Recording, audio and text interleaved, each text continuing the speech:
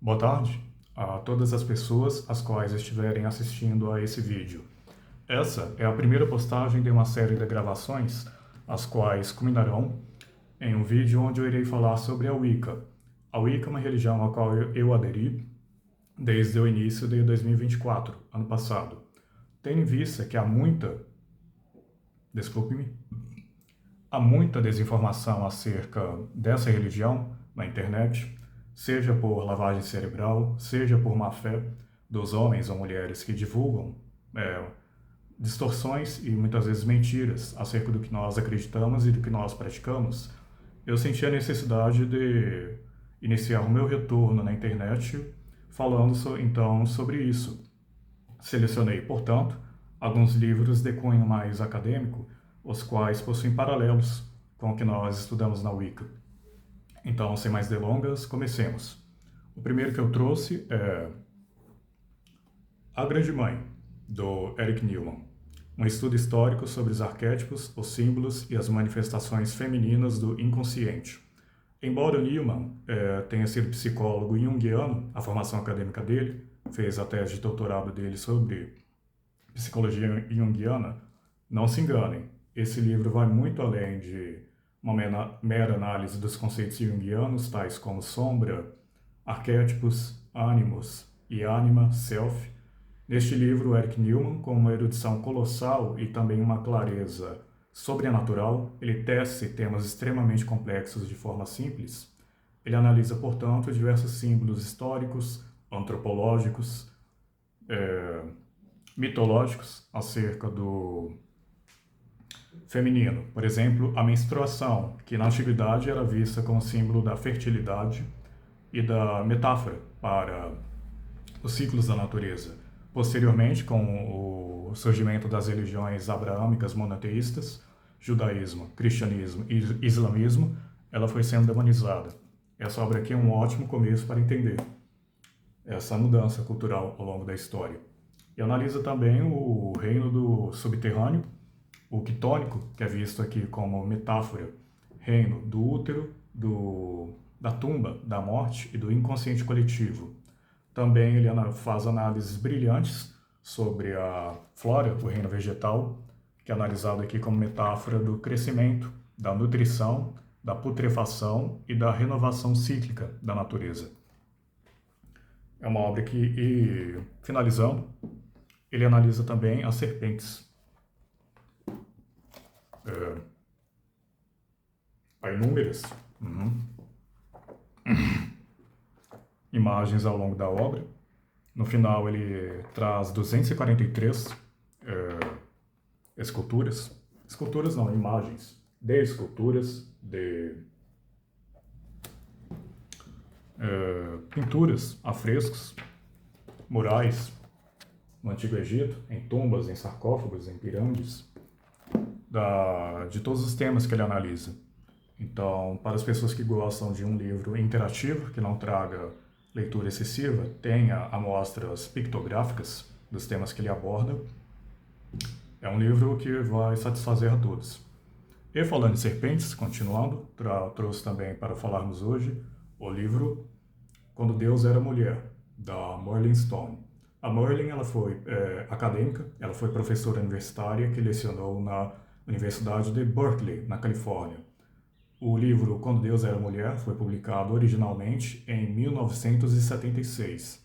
Desde então, se tornou-se uma obra a qual é considerada um instant classic. Nessa obra, a Merlin Stone ela analisa como que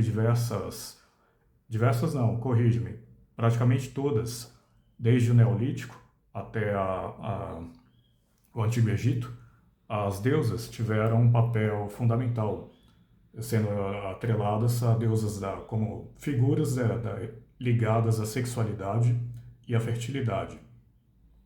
Ela analisa, portanto, desde o Neolítico, uma das estatuetas acho que é a Vênus de Willendorf, essa aqui, e vai até o Antigo Egito, a civilização creto-minoica. E também ela enfatiza muito o aspecto das serpentes, como que elas eram sendo vistas como figuras guardiãs da sabedoria e do mistério, da vida, da morte, do renascimento e da magia. Ela cita, por exemplo, a Wadjet, no Antigo Egito. Must have também.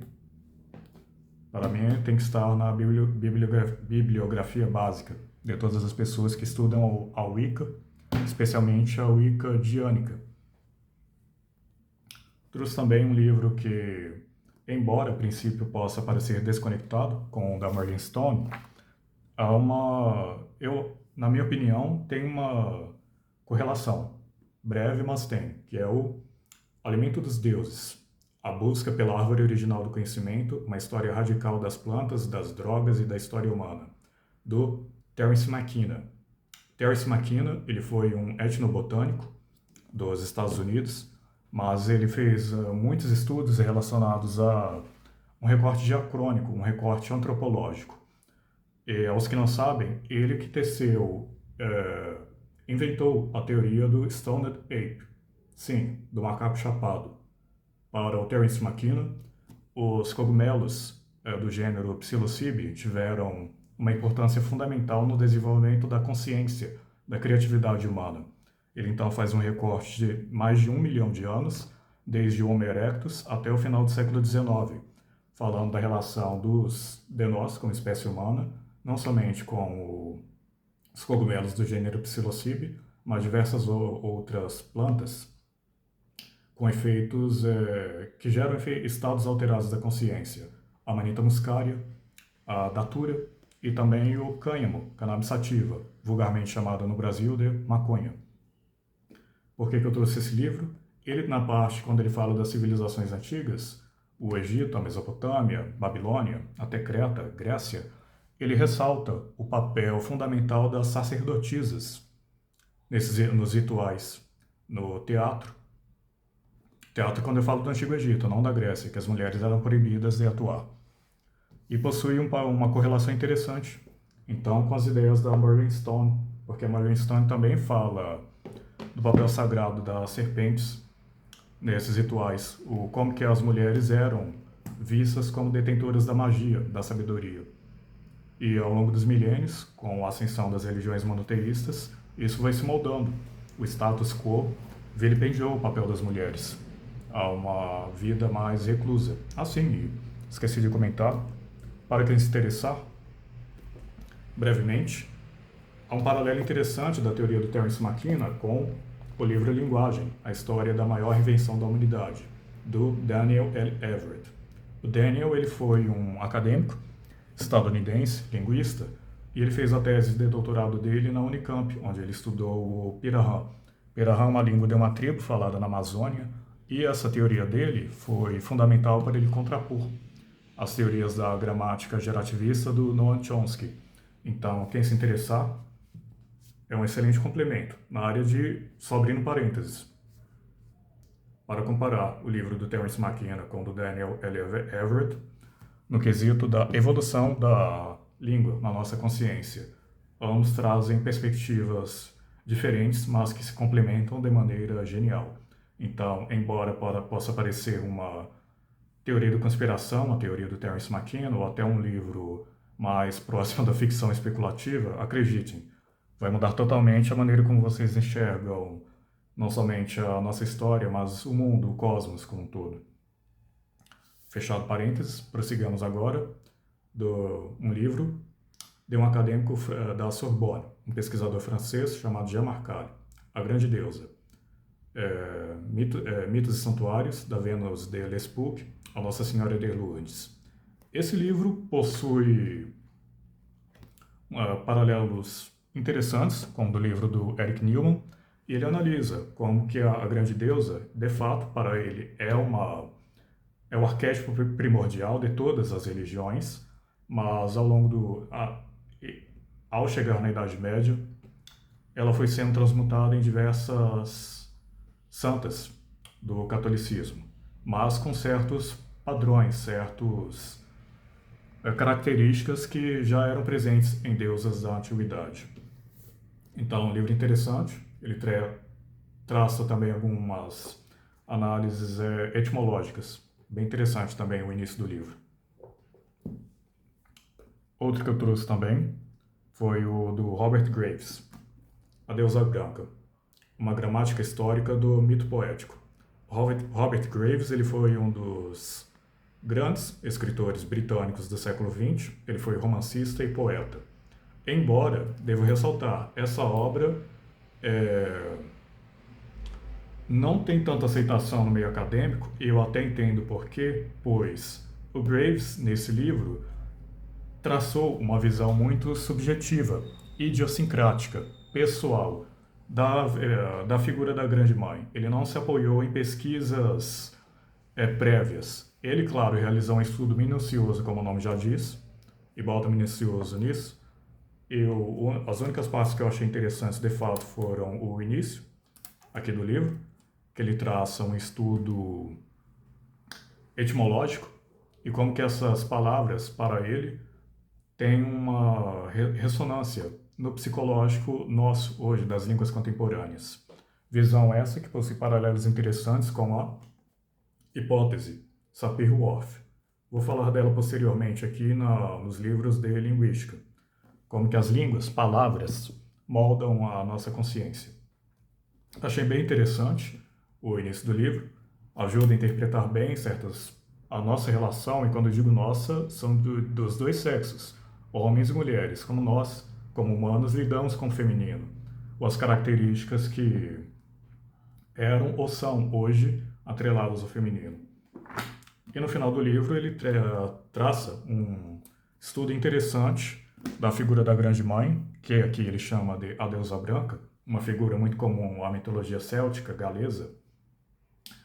Ele narra a influência dela na poesia europeia do século XIX, principalmente os escritores atrelados ao romantismo inglês. Não romantismo inglês, mas desde o Edmund Spencer, o autor da The Fairy Queen, A Rainha das Fadas, chegando até o romantismo inglês.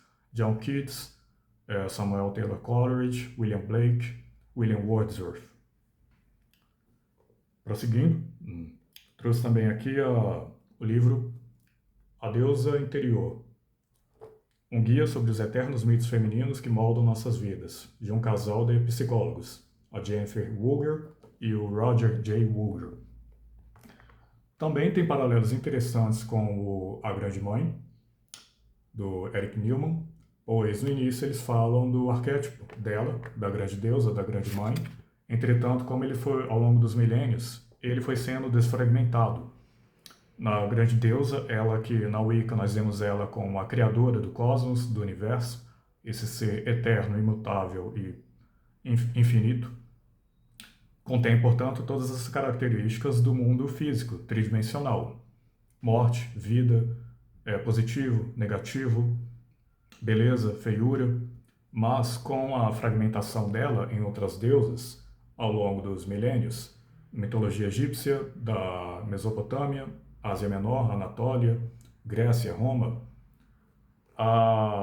isso causou também, até na sociedade e entre as próprias mulheres, uma tensão, uma disputa inconsciente, pois, convenhamos, na teoria, viveríamos em uma utopia, um mundo paradisíaco, se cada pessoa soubesse respeitar as diferenças, né, de escolhas individuais, escolhas de vida que cada pessoa leva. Entretanto, sabemos que na prática não é assim. A Jennifer e o Roger falam muito disso, como que muitas mulheres, mesmo quando aceitam seu chamado interior, convenhamos, não sabem respeitar, não sabem lidar bem com as escolhas diferentes de outras mulheres. Ela fala então sobre diversos arquétipos. Atena, Hera, Perséfone, Deméter. É um livro bem interessante. Não tem muitas imagens, ele realmente é composto muito mais de texto. Vou mostrar aqui para vocês. Certos gráficos também. Ele contém muito mais texto do que imagens, praticamente nenhuma imagem. Mas é uma obra excelente. Gostei muito também, me ajudou sobremaneira, muito, nas minhas pesquisas sobre o feminino. Prosseguindo, O Medo do Feminino e Outros Ensaios da Psicologia Feminina, também do Eric Newman. Esse é um livro póstumo, salvo engano, foi publicado em 1994. É um livro pequeno, mas traz insights extras, os quais não encontramos no A Grande Mãe. E como o próprio nome já diz, ele busca analisar o porquê, né, desse receio, né, da misoginia ser muito presente em pleno século XXI. E quando eu falo misoginia, lembremos, né, tanto homens quanto mulheres podem ser misóginos. Por último, para concluir, um pequeno livro aqui da coleção da Cultrix, da psicologia junguiana, A Deusa Tríplice, em busca do feminino arquetípico, do Aidan MacLean. Esse é pequeno, mas assim como A Grande Mãe, tem uma enorme gama de imagens, de desenhos, de pinturas, esculturas. Aqui as serpentes também, como podem ver, símbolo do ovo órfico.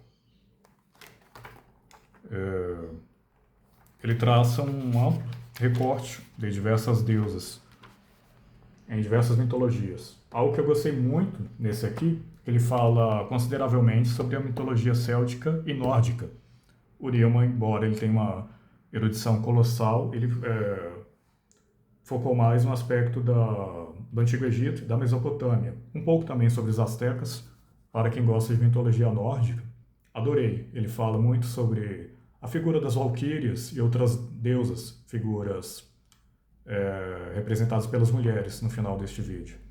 Como todos, essa é a minha visão. Não acho a linguagem de nenhum deles densa, muito pelo contrário, são excelentes tradições, tanto vertidas direto do original, tanto A Grande Mãe quanto O Medo do Feminino do Newman, foram vertidos diretamente do alemão. Os outros também, que as traduções ou vertidas diretamente do francês ou do inglês. Achei tudo muito fluido e um excelente trabalho editorial. Bom, são essas as indicações. Peço mil desculpas, encerrando, eu peço mil desculpas às pessoas que gostem As Mulheres que Correm com Lobos, porque eu tenho ele aqui e eu acabei esquecendo de trazer na pilha. Mas desejar, digo que adoro. A Clarissa Pinkola Estes escreve de uma maneira belíssima e são realmente ótimos relatos que ela apresenta. Então, são essas as obras as quais eu aconselho a quem quer iniciar as pesquisas sobre a Wicca com uma base mais acadêmica, mais sólida. Bom, é isso. No próximo vídeo vou falar sobre Lilith, que é uma das minhas figuras mitológicas pagãs que eu mais gosto de pesquisar. Ok? Espero que tenham gostado e peço desculpas, pois ainda estou desenvolvendo a minha retórica no mundo digital, tendo em vista que nunca imaginei que ficaria ativo nas redes sociais, entretanto é algo que devemos, é um ambiente ao qual devemos estar ativos para divulgar nosso trabalho, nosso conhecimento. Embora eu ainda tenha muito que ler, muito que aprender, espero que tenha sido útil a vocês esse breve comentário. Foi uma bibliografia parca, muito escassa, tendo em vista a vastidão, a monstruosidade que é esse estudo sobre o feminino, ainda uma psicologia junguiana como um todo. Bom, é isso. Encerramos. Tenham todos e todas um excelente final de semana. No próximo vídeo teremos Lilith. Até mais.